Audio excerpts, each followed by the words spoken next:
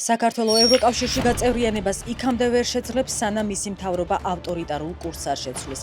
ევროპარლამენტი განცხადებას ავრცელებს და წერს, რომ არ ცნობს საქართველოს ამჟამინდელ მთავრობას.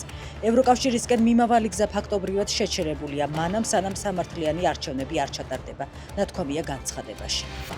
ბრიტანეთის მთავრობის მიერ დასანქცირებულ რუს ჯაშუშებს შორის სამი საქართველოს წინააღმდეგ კიბერთავდასხმებს აწყობდა. ბრიტანეთის მთავრობის ცნობით, საქართველოს წინააღმდეგ მოქმედებდა რუსეთის გენერალური შტაბის მთავარი სამმართველოს ერთ-ერთი დანაყოფი. ევგენი სერებრიაკოვმა, არტემ ოჩინენკომ და ალექსანდრ ოსადჩუკმა 2018 წელს ინფორმაცია გაიტანეს სამთავრობო და არასამთავრობო უწყებებიდან და ზოგიერთი მაუწყებლიდან.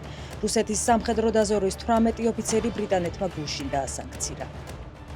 რესტორანი, სადაც გუშინ თურქეთის მოქალაქე ჩაცხრილეს, თურქი ბიზნესმენის დერქან ბაშირის საკუთრებაა.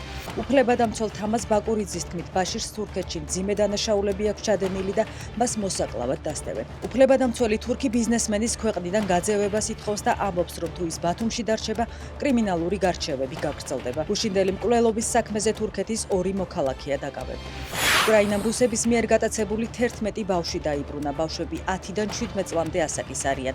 მათ შორის არის 5 და-ძმა, რომელთა გატაცების შემდეგაც დიდი ხნის მანძილზე ოჯახმა მათზე არაფერი იცოდა.